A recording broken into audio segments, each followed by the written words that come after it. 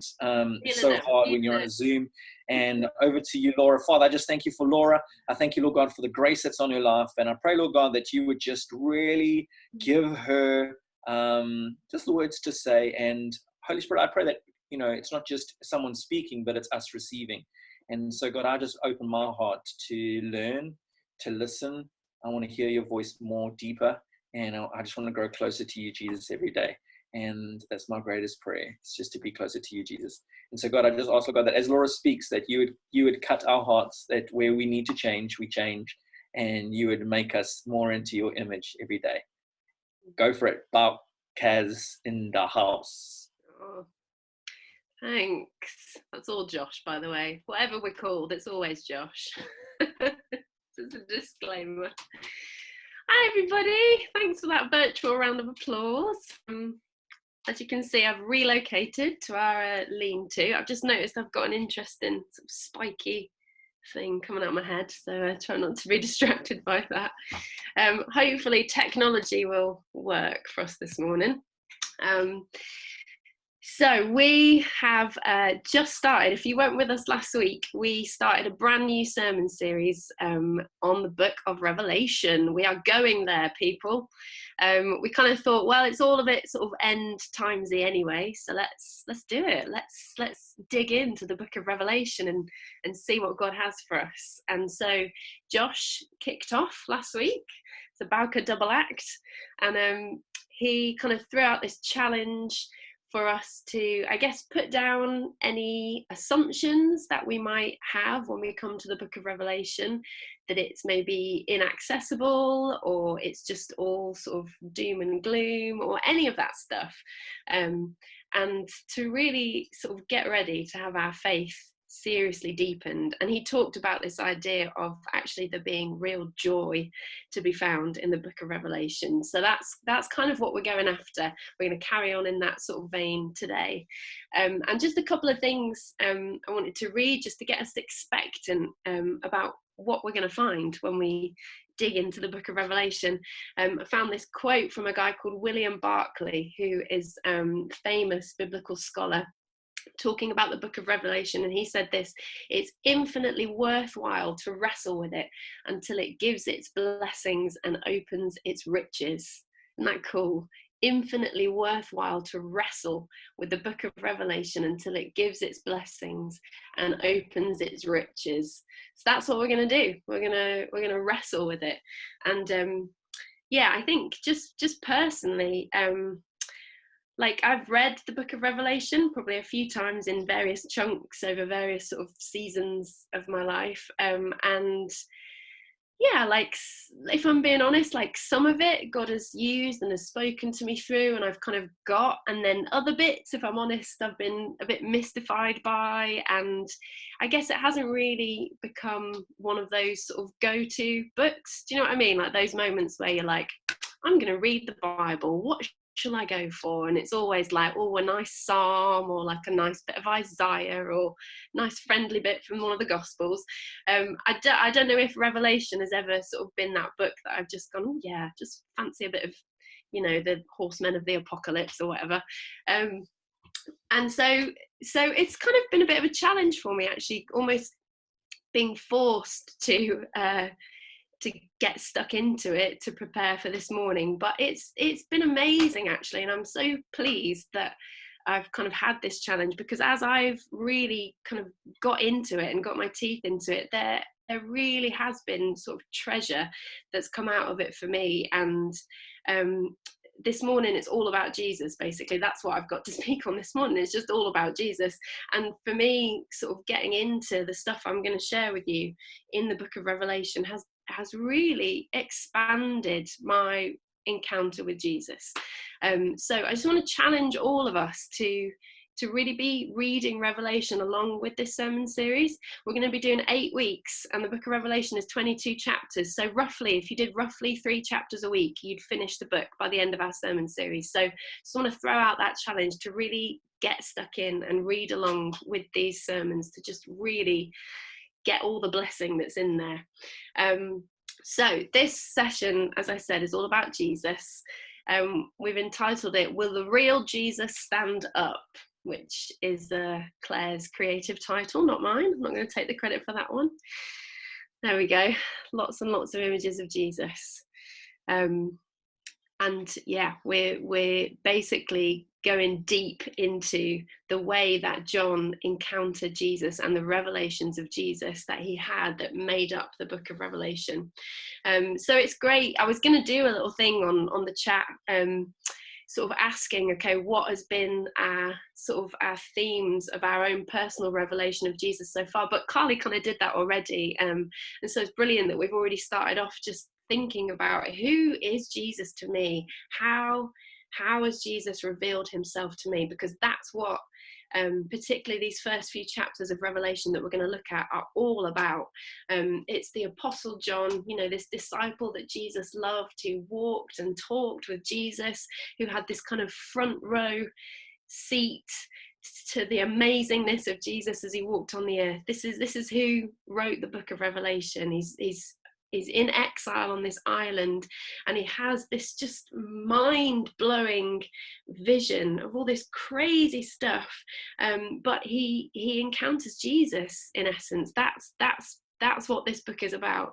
There's actually 36 different titles for Jesus that are used in this book alone.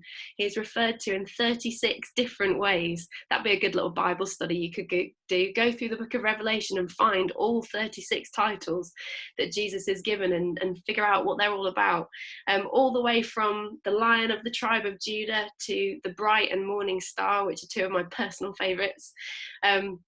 So the kind of the scope and the breadth of the way that we encounter Jesus in the book of Revelation is huge. But we're going to focus on the way that he appears in two little chunks, a chunk from chapter 1 and a chunk from chapter 5. So let's look at the chapter 1 bit first of all. I wondered if someone was up for reading a bit of Bible. It's there on the screens. Is anyone? Yeah, Kasia, you up for reading? Brilliant. Do you want to unmute yourself if you can and read this to us? So this is Revelation chapter 1, verses 12 to 18. Take it away. I turned around to see the voice that was speaking to me. And when I turned, I saw 7 golden lampstands. And among the lampstands was someone like a son of man, dressed in a robe, reaching down to his feet and with a golden sash around his chest. The hair on his head was white like wool, as white as snow, and his eyes were like blazing fire. His feet were like bronze glowing in a furnace, and his voice was like the sound of rushing waters.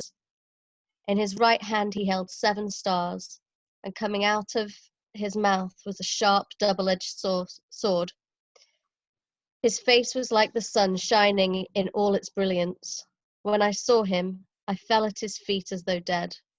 Then he placed his right hand on me and said, "Do not be afraid. I am the first and the last. I am the living one.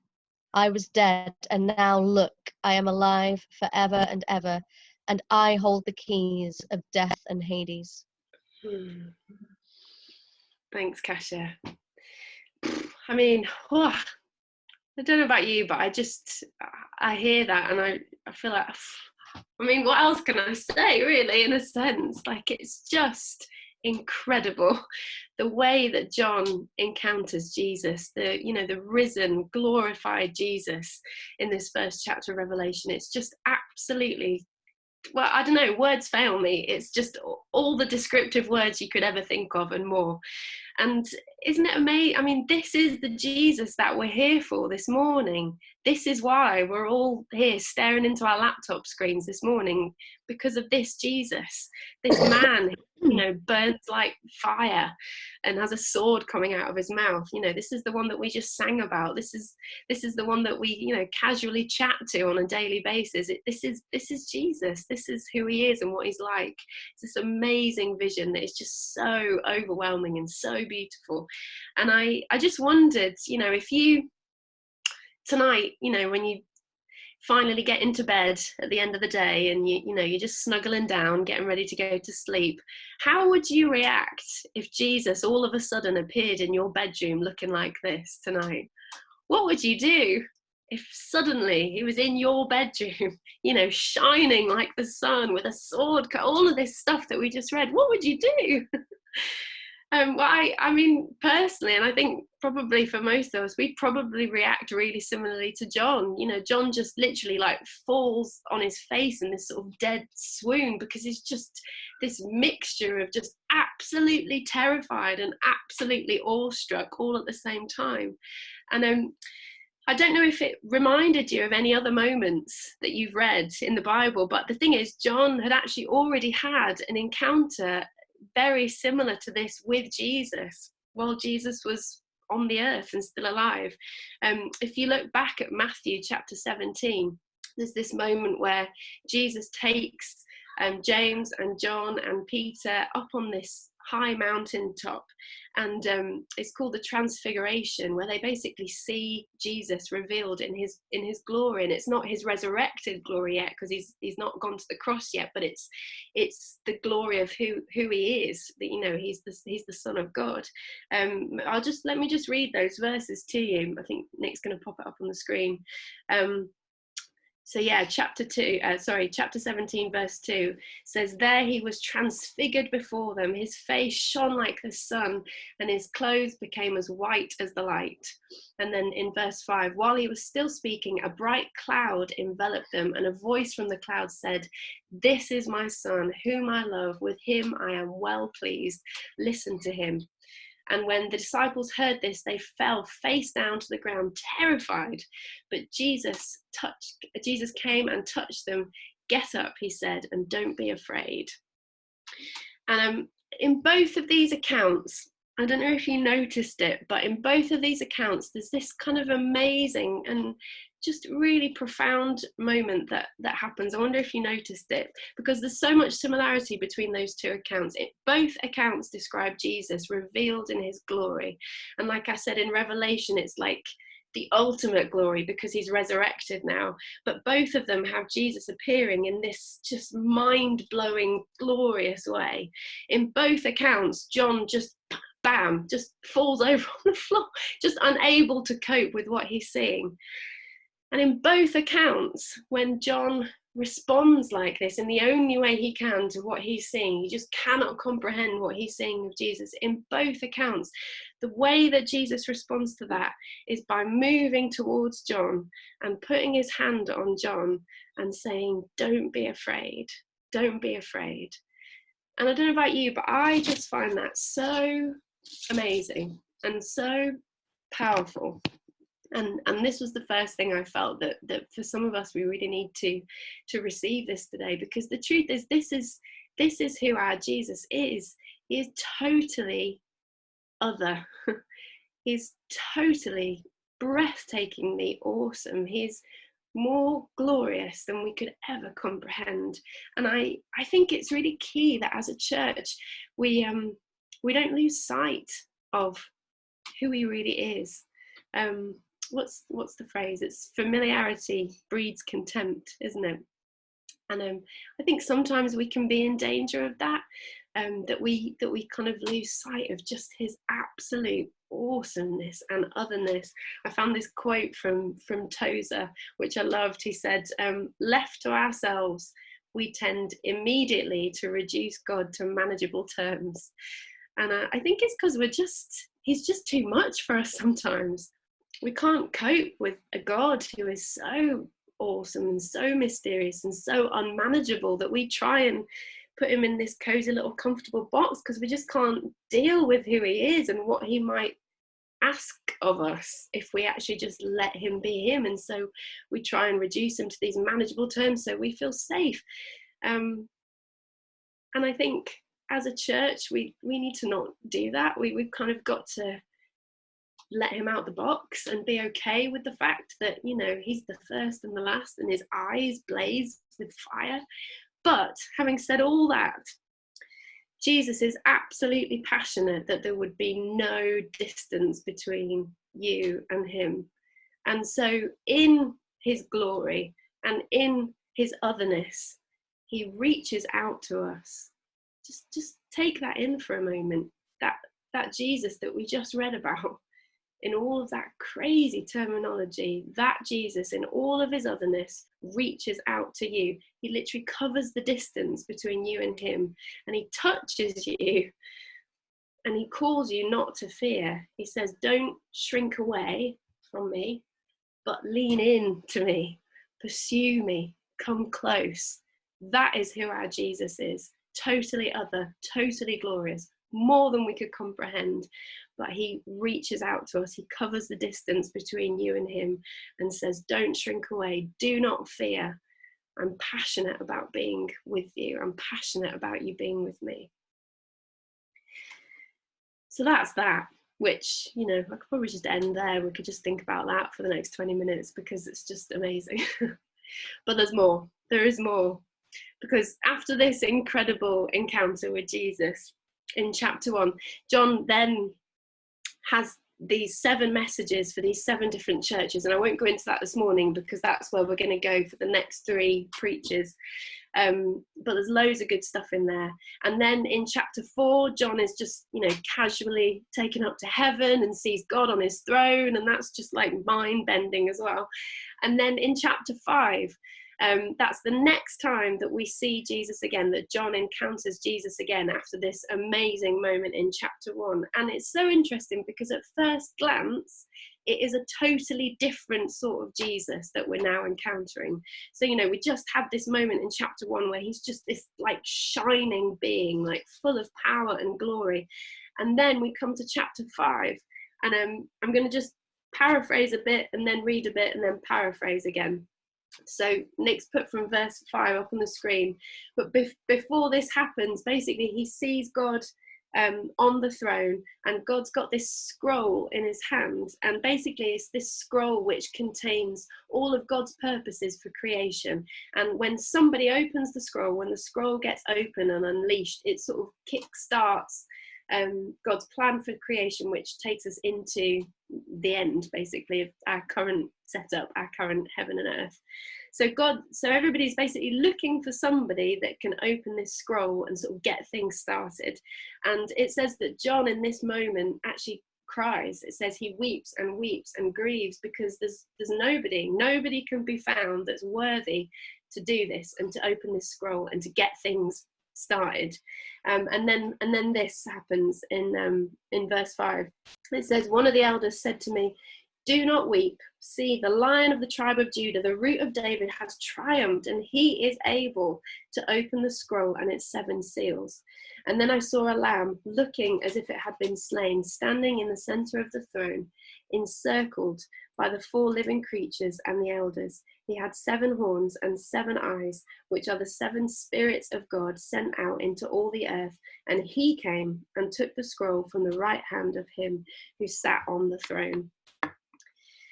And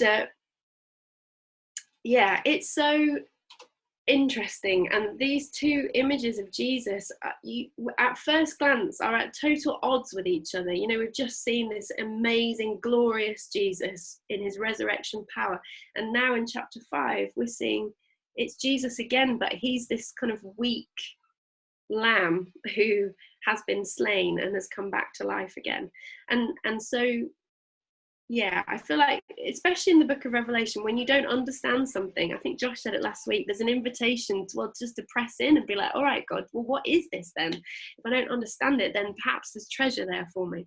And so why is Jesus appearing in these 2 seemingly at odds with each other ways? And also, why does Jesus still bear the scars of the crucifixion after he's already been resurrected? What's that all about?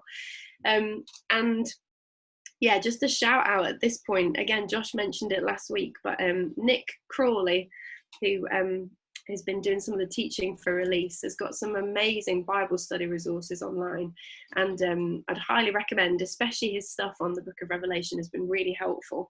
And he had some great things to say about this moment in chapter 5. Because basically John, not yet, Nick, not yet. Save it. That's the punchline. Basically, John hears this elder say to him, you know, about, look, it's the Lion of the tribe of Judah who has triumphed. And he hears this kind of Old Testament reality of Jesus in strength and power and victory, but when he looks, he sees the New Testament reality of this weak lamb. And actually, that kind of contrast between this powerful victorious figure and this weak slain lamb is actually at the very heart of what John is wanting for us to encounter of Jesus in the book of Revelation. He wants us to understand that the victory that Jesus won has not been achieved. It's not been won through the slaughter of an enemy, through the slaughter of the enemy, but it's been achieved through an absolute laying down, a seemingly weak approach, I guess, a weak option of laying down, of selflessly laying down his life, of the voluntary martyrdom of the Son of God. And yeah, Nick, kind of in some of the stuff that he was sharing on this online stuff, was saying that actually Jesus has totally proven through the fact that he's willing to sacrifice his own life that he is trustworthy to handle all power and all authority forever. And you can pop that quote up again now, Nick. I just love this, and I felt like this was actually really key. This was the second key thing, which for some people is just going to be the real takeaway from today. He says this: in sheer joy, we shall be worshipping Christ forever and forever. Not only is he Lord and loving, but he has proved that he can be trusted with absolute power and authority. We are safe with him. It is safe to trust Jesus Christ. Say that again. We are safe with him. You are safe with him. It is safe to trust Jesus Christ. Isn't that amazing? We're safe with him. Me and Josh have been binge watching The Chosen. I feel like it's all right to binge watch something that's about Jesus, right? We've been just loving it. Josh keeps like crying every time we talk about it, so it's going deep. And there's an episode, I think it's episode 2, not to give away any spoilers, but an episode where basically the whole episode Jesus is just hanging out with a group of kids, and he's just so safe. And you know what kids are like? Kids, you can't pull the wool over kids' eyes, right? They see people for who they really are. Kids are so good at getting a sense about what's really, going on in somebody. And these kids just flock to Jesus, and he's just so amazing with them. You've got to watch it. It's amazing, but they know that they're safe with him. They know it, and I wonder if we know it. That we don't have to protect ourselves from him. We don't have anything to fear from him. He has proven that he is absolutely trustworthy to handle all power and all authority forever. We are absolutely safe with Jesus Christ. And that's for some of you this morning. So he is totally other, but he draws us close. He is like this weak, slain lamb, but he is absolutely victorious. He has all power, all authority over absolutely everything in heaven and on earth, but we are totally safe with him.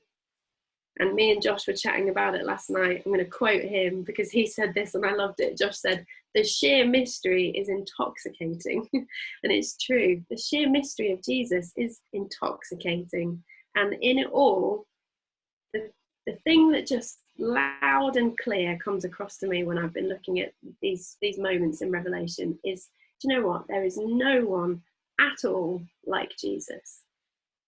There is no one like Jesus. There's just no one like him. No one like him. And I just want to encourage you to really dig deep. I've already said it, but to really dig deep as we get stuck into this book of Revelation over these next few weeks. There really is joy to be found in it. It's not all doom and gloom. Yes, there's some fairly, graphic imagery that at first sight is a bit confusing and kind of awkward. But there is such joy in it. And I really believe that the joy in it is because of how we encounter Jesus in its pages. And I just have this increasing sense of, the world is getting crazier and crazier, isn't it? Like, things are accelerating, and, the world is crazy. There's so much going on. And here we are planted in the middle of it at this time, for a purpose. And I just feel that more than ever, as the people of God, we have to dig deep, and we have to find something that can be a solid foundation, that can be a source of confidence and joy that is not based on the circumstances around us. And you know what? Jesus is it. He is it. He is the one. When we read through the book of Revelation, it is just absolutely crystal clear that he is the only one that can give us that confidence, that joy, that foundation that can show us what it looks like to overcome in the kingdom of God.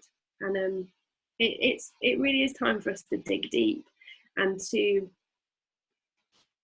more than ever before, to build our lives on that foundation that Jesus has laid. And it's time to put the enemy in his proper place as well. That's just what I've kept feeling this week as I've been preparing.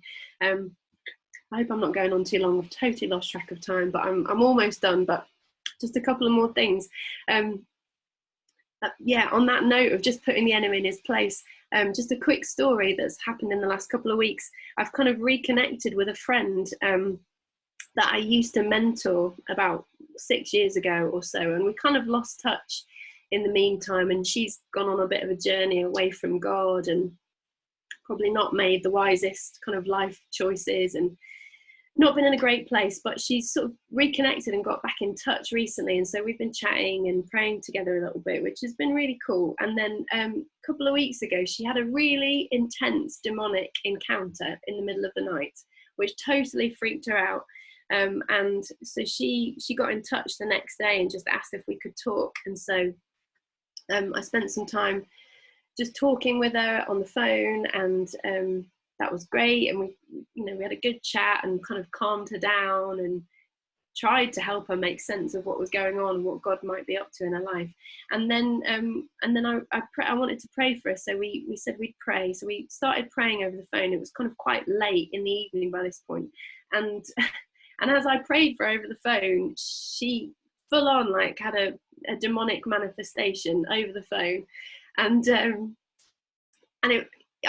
I've encountered some stuff like that before, but it was quite weird having it happen over the phone. And she was kind of describing to me what was going on, and it was very surreal. And in the moment I was kind of caught a bit off guard and just a bit like, I'm not quite sure what to do with this. You're not even here with me. You're over the phone. It's late at night. But we kind of rounded off the conversation. Anyway, when I got into bed that night, I suddenly had this moment of just feeling quite afraid, kind of going back over in my head what she described had been happening to her. Just had this moment of feeling kind of afraid, and in the dark of our bedroom, just being like, oh heck, I hope I'm going to be able to sleep all right tonight. And then I just suddenly just had this moment of being like, no. And I had this moment where just the enemy just seemed so comical to me. And I found myself saying, Satan, you're so theatrical. It just suddenly occurred to me, it was like bad amateur dramatics. Do you know what I mean? When he just so overplays his hand and just hams it up. And I was like, you're so theatrical, it's almost ridiculous. And it totally broke it for me. I was like, oh, I'm not afraid anymore at all. It's fine. I was just sort of laughing about it, to be honest. And me and Claire spent some time just praying again with my friend over Zoom a few days later, and Claire was great. Respect to Claire, just to honour Claire. She's amazing, so much wisdom. And she kind of said the same sort of thing to my friends. We were chatting, just that, with the enemy, it's all smoke and mirrors. Like, he's got nothing on us. He just makes a big loud noise and tries to convince us that he does. But the truth is, there is no one like Jesus. Jesus has totally one. And all the enemy can do around us is make a big old noise and try and intimidate us. But the truth is that there is no one like Jesus. He's totally won. He's totally victorious. And for me, there has just been real personal revelation of that truth again recently. And I just want to just sort of release that over us as a church. It's time. It's really time for us to personally catch hold of that, I think. And yeah, really own that and walk in that for ourselves. One last thought to finish with, and then I promise I'm done. Just where I kind of want to leave this. John, who received this amazing vision, was one of the 12 apostles, which means he walked and talked with Jesus for 3 years. You know, he calls himself the apostle that Jesus loved. So he had this unique intimacy with Jesus. He was there on the Mount of Transfiguration. He saw Jesus in his glory. He really knew him. This is a man who really knew Jesus. Jesus was his dearest friend. And yet, the way that he encounters Jesus in the book of Revelation seems to completely blow his mind and be completely out of his frame of reference. So much so that in that bit that we read in chapter 1, it's so amazing that he almost seems not to recognize Jesus at first. It's almost like he doesn't know who it is that he's looking at. And the point is that I just wanted to leave us on, that however much that you have encountered of Jesus so far in your faith journey, there is always more. There is always more. And I just want to encourage us as a church to go there, to really dig deep and to raise our expectation again, that no matter how amazing, how wonderful, because I'm sure it has been, I'm sure that God has encountered you in all kinds of amazing ways already, but there is always more. And I wrote this: encountering Jesus, receiving personal, ever-deepening revelation of who he is and what he has done for us is not an optional extra. It's not self-indulgent, it's not selfish, it's not a waste of time, it's not just for mystics or introverts. It is the heartbeat and the lifeblood of a vibrant, authentic, fruit-bearing life of faith. And that's what I really believe, and I want to offer to us this morning. There is more of Jesus to be encountered. And so as we kind of dig deep in the book of Revelation over the next few weeks, let's go there together and let's mine all the treasure that Jesus has for us. Amen. Back to you, Doug. Come on, Jesus. That's what I'm talking about. Woo!